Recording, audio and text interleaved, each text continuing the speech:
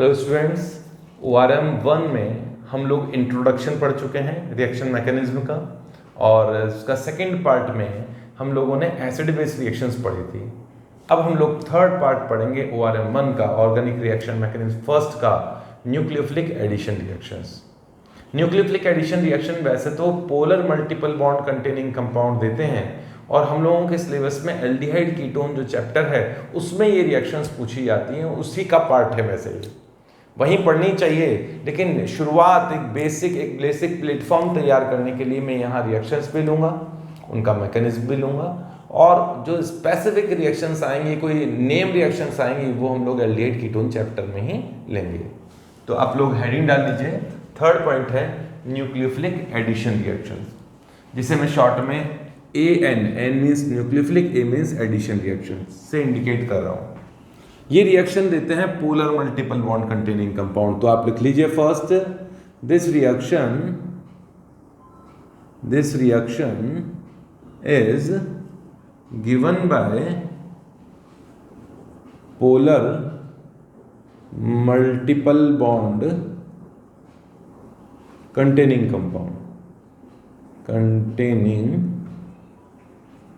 Compounds. ठीक है, ऐसे कंपाउंड्स जिनमें पोलर मल्टीपल बॉन्ड हो, लाइक एल्डिहाइड, जैसे एल्डिहाइड है,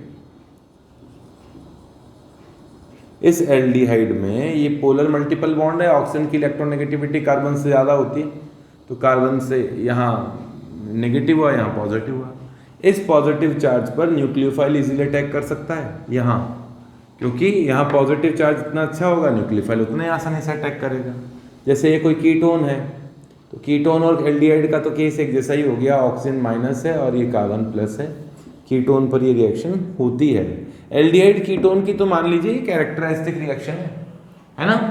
ऐसे ही कार्बन नाइट्रोजन बॉन्ड हो, जैसे नाइट्रोजन है, यहाँ कुछ ग्रुप लगे हो, उससे मुझे कोई मतलब नहीं है कि यहाँ R है कि H है, तो ये भी कंपाउंड जिसे इमीन टाइप का ग्रुप कहा जाता है, ये भी ये रिएक्शन शो करता है।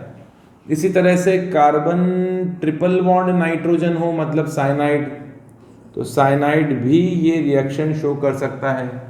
कार्बन की जगह अगर मैं सल्फर लगा दूं और डबल बॉन्ड, तो ऑक्सीजन की इलेक्ट्रोनेगेटिविटी तो सल्फर से ज़्यादा होती है, ऐसे ही इस नाइट्रोजन की इलेक्ट्रोनेगेटिविटी कार्बन से ज़्यादा है, यहाँ भी वही केस है, नाइट्रोजन की इलेक्ट्रोनेगेटिविटी कार्बन से ज़्यादा है, तो यहाँ पॉजिटिव चार्ज आ गया। जैसे मान लीजिए थायोकीटोन होता है, जब यहाँ R जुड़े हैं तो ये एक थायोकीटोन अलग होता है, सॉरी, ये तो सल्फॉक्साइड है ना, सल्फर का डाई एल्काइल सल्फॉक्साइड इसे बोलते हैं, वो लिख नहीं रहा हूँ, चलो, डाई एल्काइल सल्फॉक्साइड भी रिएक्शन देते हैं। बट आप लोगों के सिलेबस में जो रिएक्शंस पूछी जाएंगी वो एल्डिहाइड कीटोन की रिएक्शन पूछी जाएंगी, क्योंकि एल्डिहाइड कीटोन चैप्टर हम लोगों के सिलेबस में, हालांकि साइनाइड भी है, बट साइनाइड की जो गिनी चुनी रिएक्शंस है वो सभी मैं यहाँ ले चुका हूँगा, है ना, ले लूँगा मैं, अलग से अलग साइनाइड चैप्टर पढ़ने की ज़रूरत नहीं पड़ेगी। तो यहाँ तक तो कॉपी कीजिए। अब मैं इसका मैकेनिज्म लेता हूँ कि किस तरीके से ये रिएक्शन होती है, क्योंकि मैंने आपको बताया है कि एल्डिहाइड और कीटोन का ही यूज ज़्यादा होगा, तो मैकेनिज्म भी मैं एल्डिहाइड और कीटोन का ही लूँगा। एल्डिहाइड और कीटोन की ही मेन रिएक्शंस हम लोग यहाँ पढ़ने वाले हैं, साइनाइड की भी 2-4 रिएक्शन है वो भी लेंगे। तो इसे जल्दी से कॉपी करो, इसे मैं मिटाऊंगा।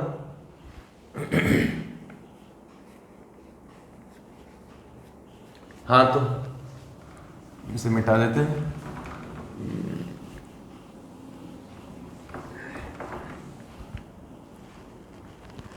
लीजिए मैकेनिज्म, और एक नहीं है, 2 तरह की मैकेनिज्म है। पहला एसिडिक मीडियम में, एसिड कैटलिस्ट की प्रेजेंस में, एसिड यहाँ कैटलिस्ट के प्रेजेंस में होगा, एक बेस भी कैटलिस्ट के प्रेजेंस में हो सकता है। In acidic medium, acidic medium में देखिए यहाँ C डबल बॉन्ड O है, ये mechanism for nucleophilic addition reaction on carbonyl compound. ठीक है, क्लियर हो गया होगा।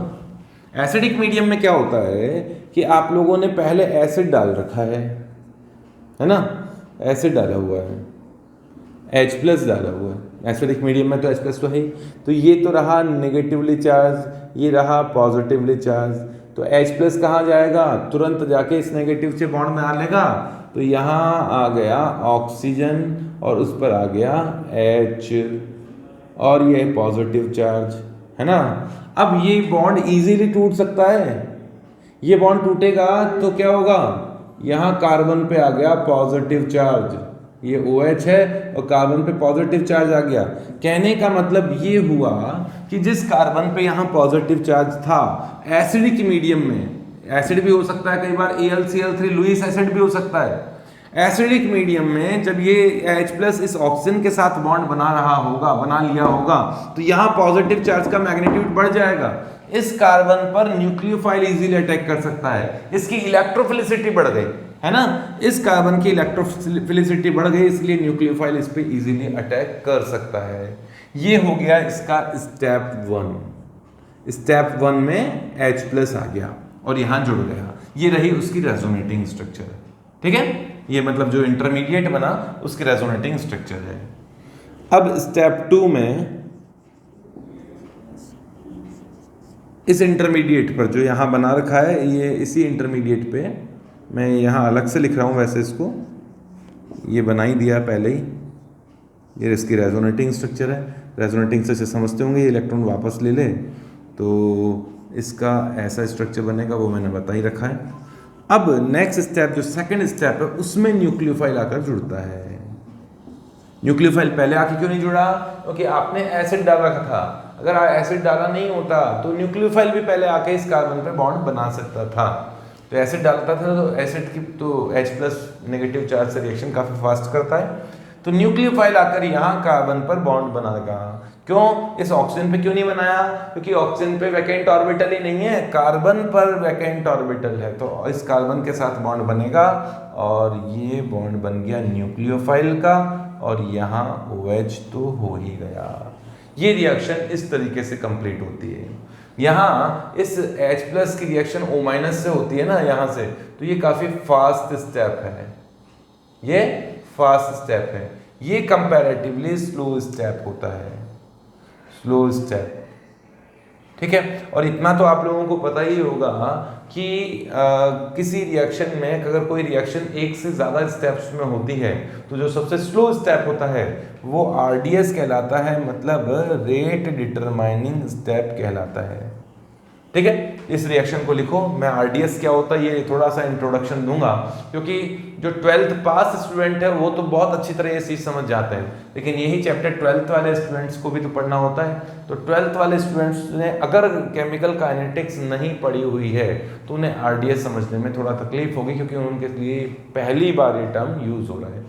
तो ये रिएक्शन लिखो जल्दी से, और रेट डिटरमाइनिंग स्टेप लिख लीजिए। RDS क्या होता है, रेट डिटरमाइनिंग स्टेप साइड में कहीं लिख लीजिए। RDS मीन्स रेट डिटरमाइनिंग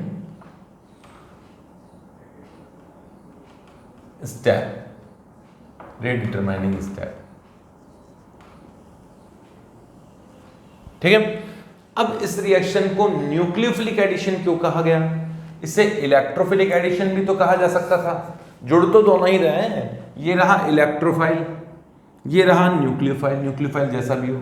तो यहाँ इलेक्ट्रोफाइल भी जुड़ा है, न्यूक्लियोफाइल भी जुड़ा है। ऐसी रिएक्शन एल्कीन्स में भी आप पढ़ोगे, रिएक्शन तो वहां भी इलेक्ट्रोफाइल भी जुड़ता है, न्यूक्लियोफाइल भी जुड़ता है, परंतु हम वो वहां भी इलेक्ट्रोफिलिक एडिशन बोलते हैं, यहाँ इसे न्यूक्लियोफिलिक एडिशन बोलते हैं। तो कॉन्सेप्ट ये है, कुछ बुक्स में अलग अलग तरीके से इसे डिफाइन किया गया है, लेकिन बेसिक कॉन्सेप्ट ये है कि जिस स्टेप में, स्लो स्टेप में जिस तरह का स्पीशीज आके जुड़ती है, स्लो स्टेप ये है मतलब RDS स्टेप है। रेट डिटरमाइनिंग स्टेप में जिस तरह की स्पीशीज आकर जुड़ती है वो ही उसके बेसिस पर उसके नेम किया जाता है, नेमिंग दी जाती है। क्योंकि इसके RDS में न्यूक्लियोफाइल आके जुड़ा है तो ये न्यूक्लियोफिलिक एडिशन रिएक्शन है ना। कार्बन पर इसमें न्यूक्लियोफाइल आके जुड़ा है, ये न्यूक्लियोफिलिक एडिशन रिएक्शन है। अब ये RDS क्या है, बार बार क्यों आ रहा है, किस तरीके से समझना। RDS का मतलब मैंने बताया रेट डिटरमाइनिंग स्टेप। अगर कोई रिएक्शन एक से ज्यादा स्टेप्स में होती है तो उसे कहा जाता है, इसके बारे में थोड़ा सा मैं बता ही देता हूं, आप इसे लिखिए, यहां तक कंप्लीट कीजिए। एसिडिक मीडियम, बेसिक मीडियम, एक बेसिक मीडियम का मैकेनिज्म भी लिखवा कर फिर मैं रीडिटरमाइनिंग स्टेप की तरफ आऊंगा। अच्छा, ये वाला जो स्टेप, जो एसिडिक मीडियम वाला जो रिएक्शन थी ना, वो ज़्यादा आसान होगी, अभी बात करेंगे उसके बारे में भी। मैं मैकेनिज्म नंबर 2 की बात करता हूँ अभी इसी के अंदर। इन बेसिक मीडियम, बेसिक मीडियम में क्या होगा, या इन एब्सेंस ऑफ, ये मैकेनिज्म नंबर 2 जो है, या ऐसा भी कह सकते हैं इन एब्सेंस ऑफ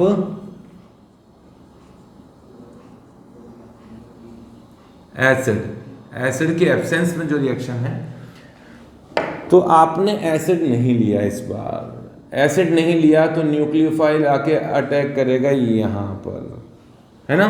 ये रिएक्शन तभी हो सकती है जब न्यूक्लियोफाइल स्ट्रॉन्गर हो, स्ट्रॉन्ग न्यूक्लियोफाइल हो तो रिएक्शन होती है। अगर वीक न्यूक्लियोफाइल हो तो जनरली इस रिएक्शन को प्रेफर नहीं करता है, क्योंकि यहाँ पॉजिटिव चार्ज का मैग्नीट्यूड बहुत ज़्यादा नहीं होता है।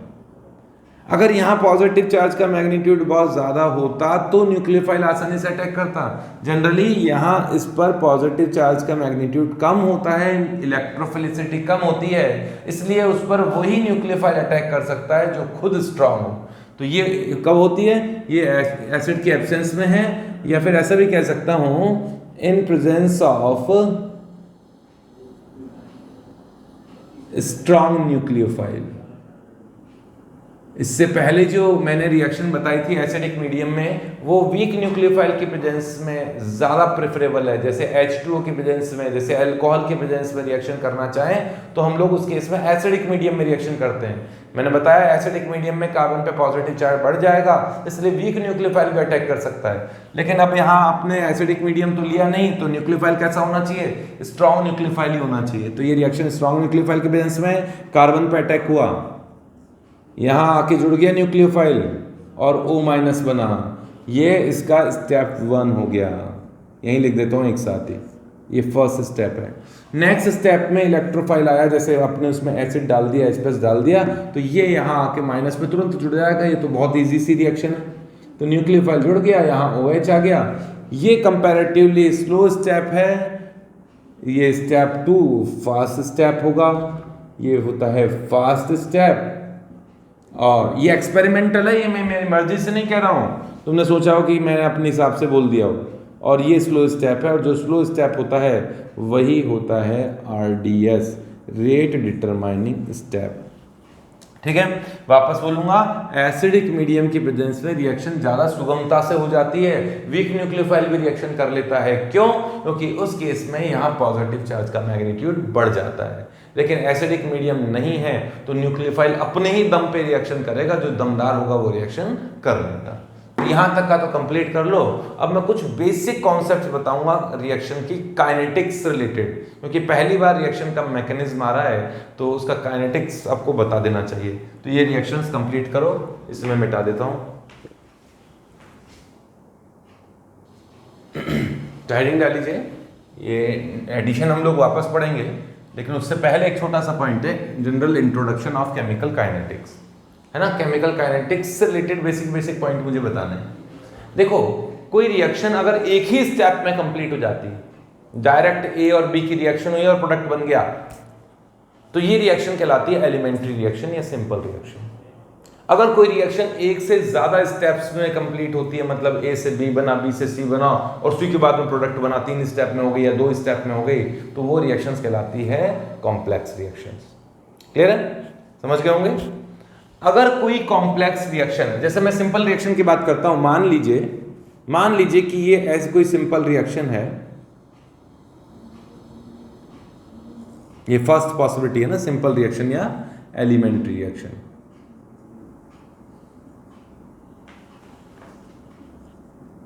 एलिमेंट्री रिएक्शन है, तो इस रिएक्शन में A और B ने इस तरह से कोई रिएक्शन की और ये प्रोडक्ट बनाया, डायरेक्ट ही बना दिया, एक ही स्टेप में बना दिया। मान लीजिए ऐसा होता है, तो उस रिएक्शन को क्या बोलेंगे हम लोग? सिंपल रिएक्शन कहते हैं। ठीक है, ये है सिंपल रिएक्शन। अच्छा, मैं अब सेकंड पॉइंट लेता हूं इसका, ये फर्स्ट पॉइंट हो गया सिंपल रिएक्शन। मान लीजिए ये रिएक्शन ऐसे नहीं होती है, ये रिएक्शन, मैं कॉम्प्लेक्स रिएक्शन की बात कर रहा हूं, कॉम्प्लेक्स रिएक्शन। मान लेते हैं कि मतलब ऐसा हुआ एक्सपेरिमेंटली, ये मैं मर्जी से नहीं कर सकता, किसी भी रिएक्शन के लिए कोई रिएक्शन एक स्टेप में होती है कि दो स्टेप में होती है, वो वास्तव में होती है, उसी के बेसिस से बताया जाता है कि ए और बी की रिएक्शन हुई और ए बी नाम का कोई इंटरमीडिएट बना, है ना, और फिर उस ए बी इंटरमीडिएट ने बी से रिएक्शन की, तब जाके AB2 बना। ये रिएक्शन हुई है। ओवरऑल रिएक्शन देखो, ये Br2 नहीं है, B2 है। ओवरऑल रिएक्शन देखिए, ओवरऑल रिएक्शन में ये इंटरमीडिएट है। ओवरऑल रिएक्शन में तो क्या हुआ है कि ए की रिएक्शन 2B से हुई, ये और ये तो कट गए, और क्या बना, AB2 बना। ओवरऑल रिएक्शन तो यही है, लेकिन वास्तव में हो कैसे रही है, किन स्टेप्स में से हो रही है, वही तो मैकेनिज्म कहलाता है। तो उसका मैकेनिज्म ये है। क्लियर है? हो गया होगा? तो सिंपल रिएक्शन वो रिएक्शंस होती हैं जो एक ही स्टेप में कंप्लीट हो जाती है, और कॉम्प्लेक्स रिएक्शन वो रिएक्शंस होती हैं जो एक से ज़्यादा स्टेप्स में कंप्लीट होती है। अब हम लोग बात करते हैं RDS क्या होता है, रेट डिटरमाइनिंग स्टेप क्या होता है। ठीक है, RDS क्या होता है कि एक कोई रिएक्शन है और कोई रिएक्शन एक से ज़्यादा स्टेप में कंप्लीट हो रही है, तो वो स्टेप जो सबसे स्लो स्टेप है, सबसे स्लो रेट से कंप्लीट होता है, वो स्टेप कहलाता है रेट डिटरमाइनिंग स्टेप, मतलब RDS। ठीक है, आप इसको ऐसा समझ सकते हैं कि मान लीजिए किसी फैक्ट्री में, है ना, ये किसी कारखाने में ये पेन बनता है। ठीक है, इस पेन के काफ़ी कंपोनेंट है, जैसे ये A कंपोनेंट है, ये जो है इसका ये B कंपोनेंट है, ये ज़्यादा क्या हो गया, छोड़ो, ये इसका B कंपोनेंट है और ये इसका C कंपोनेंट है। कंपोनेंट और भी है, इंक भी है और भी चीज़ें हैं, पर आप तो इतना सा मान लीजिए कि ये जो है पेन है या ये कोई मशीन है, इसके 3 ही पार्ट हैं, है ना, A पार्ट है, B पार्ट है और C पार्ट है। और जब ये तीनों मिलकर तैयार होंगे तब जाके ये पेन तैयार होगा। ठीक है, ये मशीन तैयार होगी। तो अगर मान लीजिए उस फैक्ट्री में एक पार्ट, ये जो A वाला पार्ट है, पर डे उसका जो प्रोडक्शन है, मान लीजिए कि इसमें 10,000, ज़्यादा क्या करें, छोटी फैक्ट्री है ना, 1000 पेन पर डे बनते हैं, है ना, 1000 पेन नहीं, 1000 A component per day production किए जाते हैं। और B जो है, B बनाने में ये थोड़ा ध्यान रखना पड़ता है, तो ये 500 पार्ट ही पर डे बनाए जाते हैं। और ये जो C है ना, C वाला पार्ट, ये कौन सा था, C वाला पार्ट, उसमें है ना काफ़ी ज़्यादा मान लीजिए एक्यूरेसी की ज़रूरत है, उसके लिए इंक विंक सब कुछ बनानी पड़ती है। और मान लेते हैं कि C वाला जो पार्ट है वो खूब मेहनत करने के बाद भी 50 यूनिट पर डे बनाई जाती है ना। सबका रेट फॉर्मेशन, एक ही फॉर्मेशन का रेट क्या है, 1000 unit per day, 1000 unit per day. और B के प्रोडक्शन का रेट क्या है, 500 यूनिट पर डे। और C के प्रोडक्शन का रेट क्या है, 50 यूनिट पर डे। अब आप मुझे बताओ, वो कंपनी एक दिन में कितने पेन तैयार कर सकती है, कितनी मशीन तैयार कर सकती है जिसके 3 कंपोनेंट है। तो वो मशीन केवल और केवल इस C वाले स्टेप के अकॉर्डिंग ही केवल 50 यूनिट्स कंप्लीट मशीन के पर डे तैयार कर सकती है। इससे ज़्यादा वो पेन नहीं बना सकती है। क्यों? क्योंकि इसका जो C कंपोनेंट है बड़ा ही स्लो रेट से बन रहा है, क्योंकि उसमें एक्यूरेसी ज़्यादा चाहिए थी। तो C कंपोनेंट का रेट ऑफ प्रोडक्शन सबसे कम है, तो इसी के बेसिस पर पूरी जो पेन है उसके प्रोडक्शन का रेट भी सबसे कम होगा। तो पेन के प्रोडक्शन का जो रेट है वो C के प्रोडक्शन के रेट के बराबर हो गया। मतलब ये किसके प्रोडक्शन पे डिपेंड करता है, C के प्रोडक्शन पे डिपेंड करता है। ये ही कॉन्सेप्ट रिएक्शंस में लागू होता है ना। जैसे मान लीजिए ये रिएक्शन 2 स्टेप में है और ये स्लो स्टेप ये बहुत धीरे धीरे बन रहा है। तो धीरे धीरे बन रहा है, तो जैसे ये AB इंटरमीडिएट तैयार करेगा, इंटरमीडिएट समझना, जो बना और अंत में गायब हो गया, जो बीच में बना और अंत में गायब हो गया वो इंटरमीडिएट तुरंत बनता है और खत्म हो जाता है। तो ये इंटरमीडिएट, मान लीजिए मैंने कहा कि ये स्लो स्टेप है, मानना है एक्सपेरिमेंटली हो रहा है कि ये स्लो स्टेप है। जब ये वाला स्टेप ए बी बना के तैयार नहीं करेगा तब उसका कंजप्शन होगा कैसे सेकंड स्टेप में। ये तो फास्ट स्टेप है, एक दूसरे के रेस्पेक्ट में स्लो फास्ट की बात कर रहा हूँ। ये स्लो है, बहुत स्लो है, और ये तो जैसे ही ए बी बनता है ना तो तुरंत रिएक्शन कर लेता है। तो ये वाला जो स्लो स्टेप है, जब तक ए बी बना के तैयार नहीं करेगा तब तक ये आगे प्रोडक्ट में कन्वर्ट कैसे होगा, इंटरमीडिएट बनेगा ही नहीं। तो उस केस में ओवरऑल रिएक्शन का रेट जो है वो इस स्टेप पर डिपेंड करता है। ये रेट डिटरमाइनिंग स्टेप हो गया, ओवरऑल रिएक्शन का रेट आरडीएस पर डिपेंड करता है। इस चीज को कहीं साइड में लिख लेना कि rate of reaction, rate of overall reaction depends upon rate of RDS. वापस बोलता हूं, rate of overall reaction depends upon rate of RDS. या इनडायरेक्टली मैं ये भी कह सकता हूं कि rate of reaction, rate of overall reaction equals to rate of RDS. जो इसका रेट होगा वो ही रेट, मतलब फॉर्मेशन का रेट होगा, इस रिएक्शन का फॉर्मेशन का जो रेट होगा वो ही कंप्लीट रिएक्शन का रेट होगा। ये एक्सपेरिमेंटली आपको पता पड़ेगा। थ्योरेटिकली तो किसी भी तरीके से दे सकते हैं, लेकिन एक्सपेरिमेंटली वास्तव में रेट किस किस पे डिपेंड करता है वो रिएक्शन से ही करने से ही पता पड़ता है। ठीक है, जैसे अब वापस आता हूं मैं, तो आरडीएस का मतलब मैंने आपको समझा दिया क्या होता है रेट डिटरमाइनिंग स्टेप।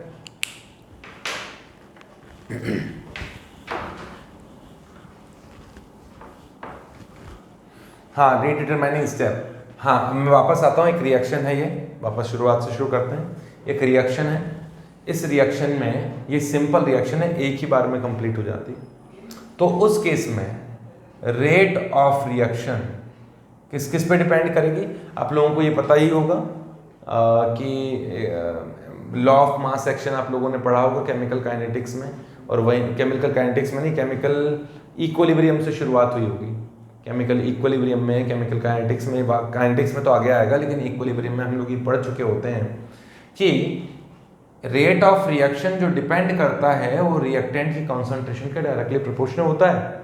तो rate of reaction directly proportional to concentration of A and concentration of B की पावर में 2, जो उसकी स्टोइचियोमेट्री होगा उसकी पावर में 2 लगा देते हैं। ये उसके ऊपर डिपेंड करता है, इस तरह से होती है, ये आप लोगों को आता है।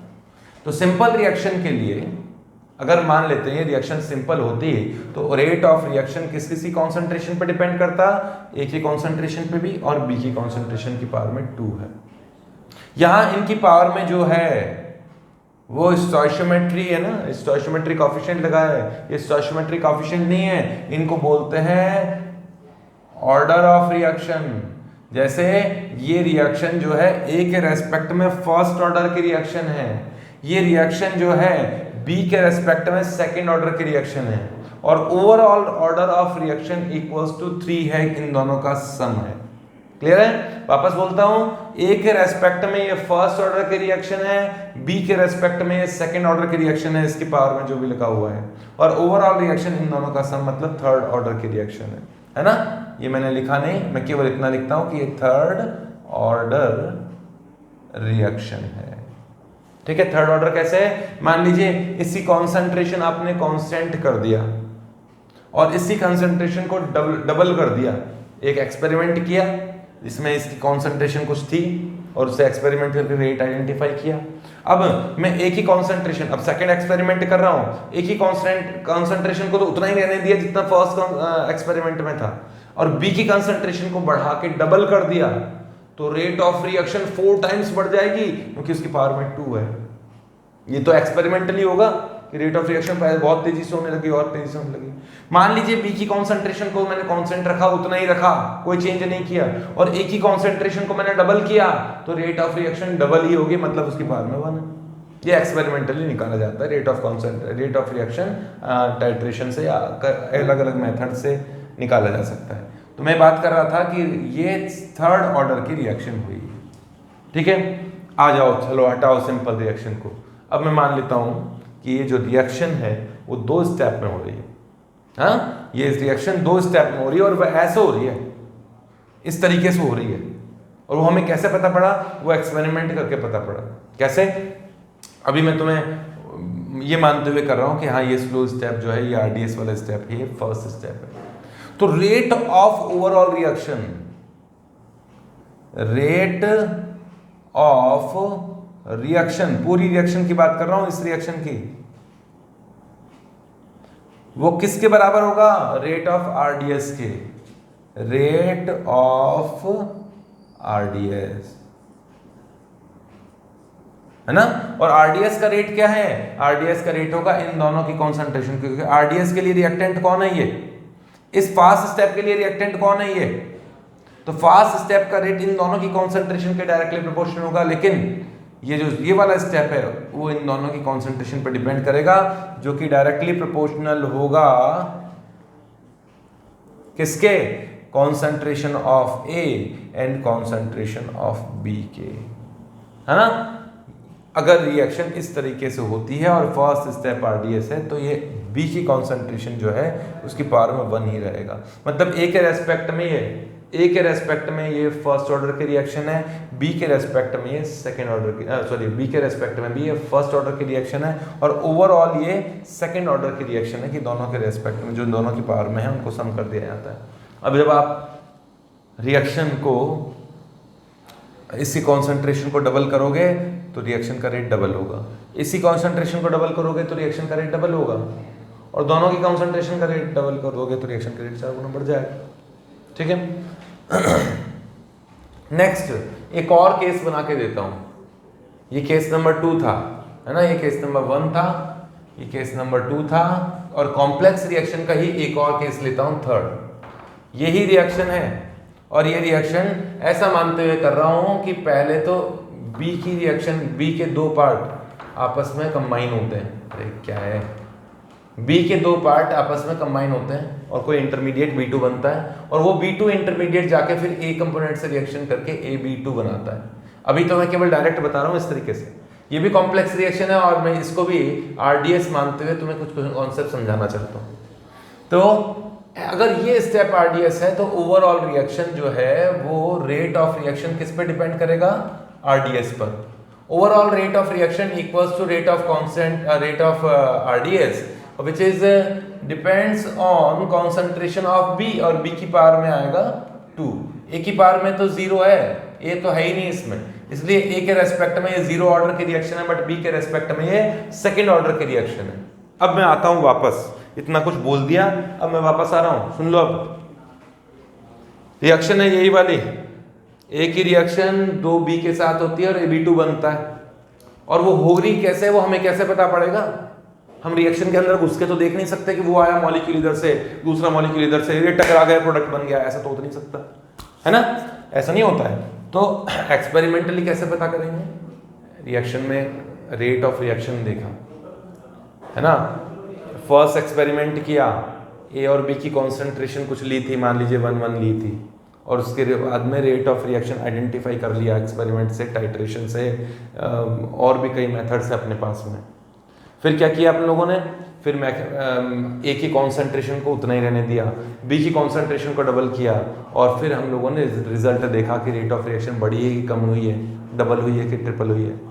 फिर वही ए की कॉन्सेंट्रेशन को कांस्टेंट किया, बी की कॉन्सेंट्रेशन को बढ़ाया, कभी बी की कॉन्सेंट्रेशन को कांस्टेंट किया, एक्सपेरिमेंट 1 जितना, ए की कॉन्सेंट्रेशन को बढ़ाया, और फिर उनका सारा का जो रेट ऑफ रिएक्शन आया है उसके बेसिस पे ऑब्जर्व किया कि क्या हो रहा है। जैसे मान लीजिए ए की कॉन्सेंट्रेशन, एक एक्सपेरिमेंट किया जिसमें ए की कॉन्सेंट्रेशन और बी की कॉन्सेंट्रेशन फिक्स की हुई थी। फिर दूसरा एक्सपेरिमेंट किया, ए की कॉन्सेंट्रेशन तो उतनी ही रखी और बी की कॉन्सेंट्रेशन डबल कर दी। जब बी की कॉन्सेंट्रेशन डबल कर दी तो रेट ऑफ रिएक्शन डबल हो गई।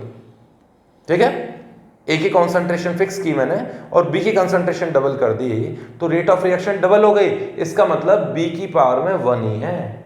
अगर बी की पावर में 2 होता तो रेट ऑफ रिएक्शन 4 गुना बढ़ जानी चाहिए थी। तो बी की पावर में 1 है, मतलब बी के रेस्पेक्ट में फर्स्ट ऑर्डर की रिएक्शन। ठीक है, चलो फिर क्या किया, बी की कॉन्सेंट्रेशन उतनी रहने दी और ए की कॉन्सेंट्रेशन डबल कर दी। ए की कॉन्सेंट्रेशन डबल कर दी तो रेट ऑफ रिएक्शन डबल हो गई। इसका मतलब क्या हुआ कि बी ए के रेस्पेक्ट में भी ये फर्स्ट ऑर्डर रिएक्शन ही है, क्योंकि उसकी पावर में भी 1 है। तो मतलब ओवरऑल ऑर्डर हो गया 2, ए के रेस्पेक्ट में 1, बी के रेस्पेक्ट में 1। और वो किस तरीके से होनी चाहिए, वो इस तरीके से होनी चाहिए। लेकिन मान लीजिए परिणाम ये निकला है, ऑब्जर्वेशन ये आया है कि एक ही कॉन्सेंट्रेशन को मैं डबल करता हूं तब भी रिएक्शन रेट पे कोई फर्क नहीं पड़ता, एक ही कॉन्सेंट्रेशन को मैं ट्रिपल कर देता हूं तब भी रिएक्शन रेट के ऊपर कोई फर्क नहीं पड़ता। इसका मतलब क्या है कि वो रिएक्शन एक ही कॉन्सेंट्रेशन पे डिपेंड नहीं कर रही है, ए के रेस्पेक्ट में वो जीरो ऑर्डर की रिएक्शन है। लेकिन मैंने बी की कॉन्सेंट्रेशन डबल की, इस बार एक ही को उतना ही रहने देता हूं, इस बार बी की कॉन्सेंट्रेशन डबल की तो रेट ऑफ रिएक्शन 4 टाइम्स बढ़ गया, ट्रिपल की तो 9 टाइम्स मतलब 8 टाइम्स बढ़ गया, मतलब समझ रहे हो ना, उसी अकॉर्डिंग उसी रेशियो में बढ़ गया। इसका मतलब ये है कि इसका मतलब ये हुआ कि वो बी के रेस्पेक्ट में सेकंड ऑर्डर की रिएक्शन है, ए के रेस्पेक्ट में जीरो ऑर्डर की रिएक्शन है, बी के रेस्पेक्ट में सेकंड ऑर्डर की रिएक्शन है, तो शायद वो रिएक्शन इस तरीके से हो रही होगी, ऐसा आइडिया लगाया जाता है। अब मान लेते हैं कि ए की कॉन्सेंट्रेशन डबल की, रेट ऑफ रिएक्शन डबल हो जाती है। अब एक ही को फिक्स रहने दो, बी की कॉन्सेंट्रेशन को डबल करो, रेट ऑफ रिएक्शन 4 गुना हो जानी चाहिए, इसका मतलब वो रिएक्शन कुछ इस तरीके से हो रही होगी। समझ गए? इस तरह से एक्सपेरिमेंट करके ये पता किया जाता है कि भैया कौन सा स्टेप आ रहा है, कौन सा पहले आ रहा होगा या कौन सा आरडीएस होगा। तो रेट डिटरमाइनिंग स्टेप में जो एलिमेंट आते हैं, मतलब जो रिएक्टेंट आते हैं, उन्हीं की कॉन्सेंट्रेशन पे रिएक्शन रेट डिपेंड करता है।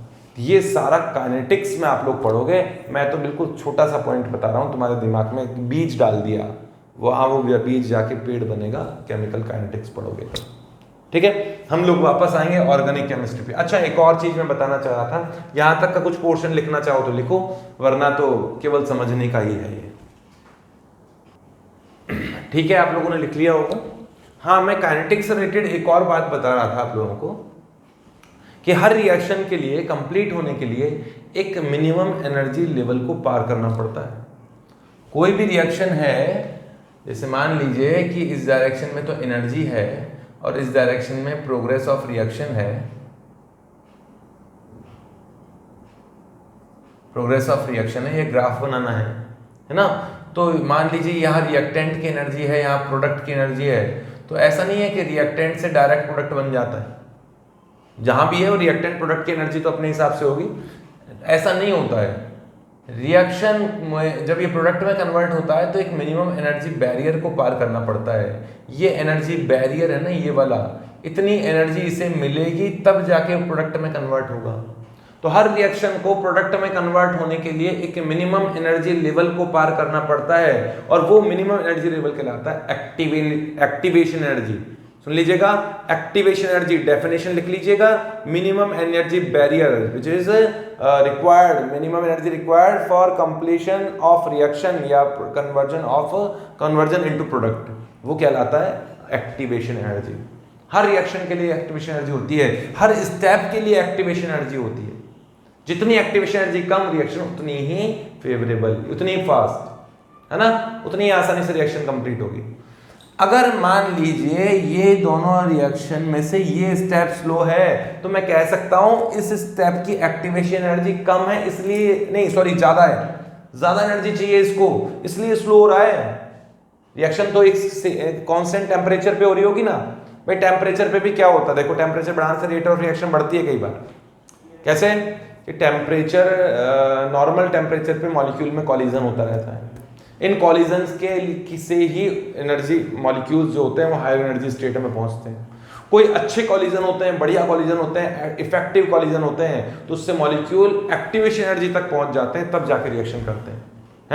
रिएक्टेंट है ए बी, ये जो भी हैं, इन मॉलिक्यूल्स में कॉलिजन तो चलता रहा होगा, मान लीजिए इनका कॉलिजन इफेक्टिव नहीं है तो वो मॉलिक्यूल प्रोडक्ट में कन्वर्ट नहीं हो सकते।